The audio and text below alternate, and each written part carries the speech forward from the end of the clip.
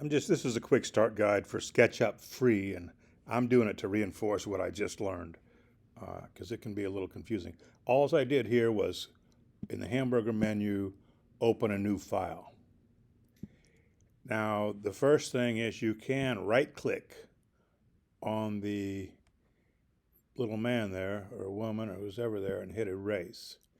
Now, for a 2D floor plan, go to the scene panel and select right, looking straight down on that rooftop. That puts it in 2D. Now, you can close that with this little arrow up here on the right. And you start by, I have this simple plan that I want to build. TM, by the way. Undo. This is different than House Designer in the Mac App Store, and it's different from Magic Plan, which you find elsewhere, in that you don't click and drag, you don't hold and drag. You tap or click on the mouse and tap again. Don't touch anything else. In the bottom right corner, you see dimensions, and you just start typing 50 feet, comma, 24 feet, enter, and it does that for you. Now I can zoom out on my trackpad. They recommend a mouse, a 3-button mouse, right, left, and the scroll wheel is also a button. And it's easy to see why if you do a lot of this to form good habits to begin with. I'm just doing one plan. It's a hobby. I'm on my trackpad, so I'm just going to stick with that for now. Now, a good way to find the tool you're looking for is the little doggy at the top tool. I think it's a doggy. Pan. Search there. And there it is. Pan. And then they even highlight where it is on the toolbar. So, because it can be confusing in the beginning, especially finding those. Now, this is a click and drag function. Excuse me, one of the few, I'm zooming out on the trackpad, that I've seen here. Okay, now I'm going to deselect, go back to the selection tool just to get out of there.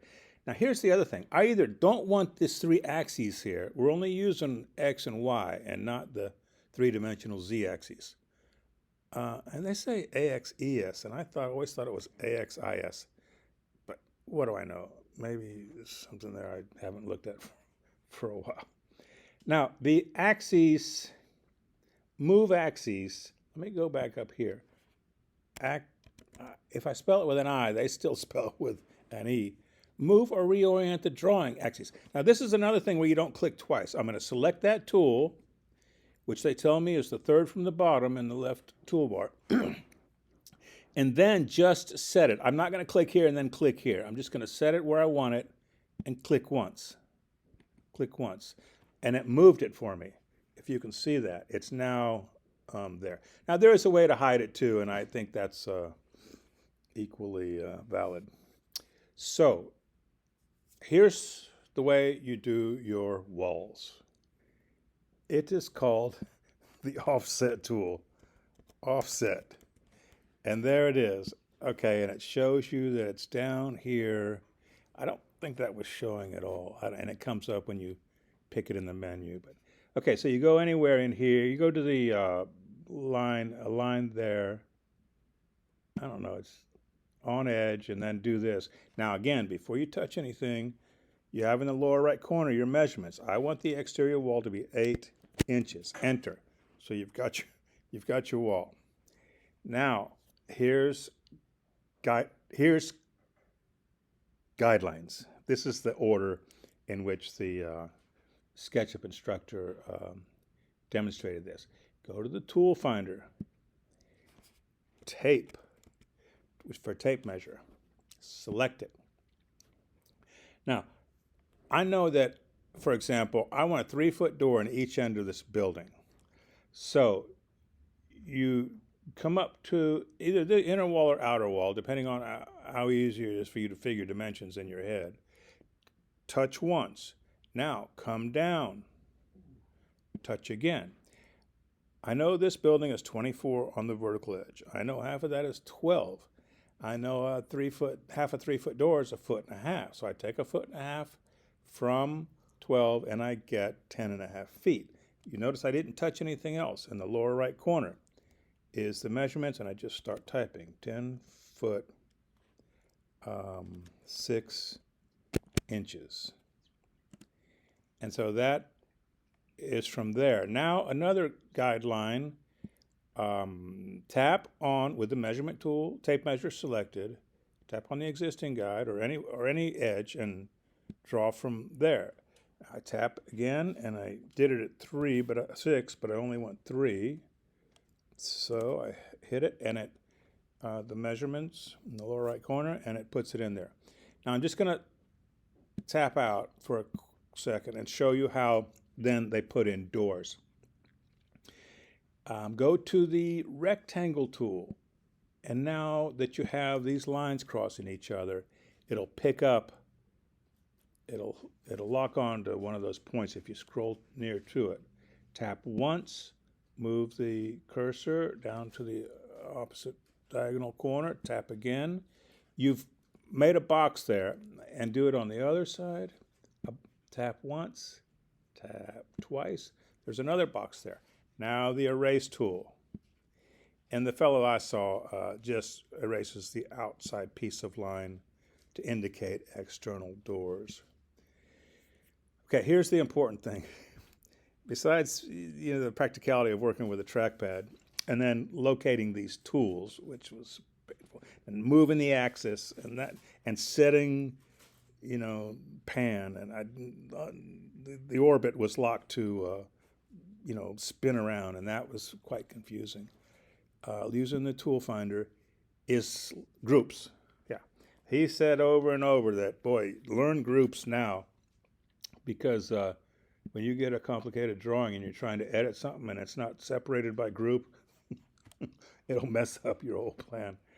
So, and this is something I haven't quite got yet, but I think that just grouping the basic floor and the exterior walls and the exterior openings, I think you said if you tap, let me try this again.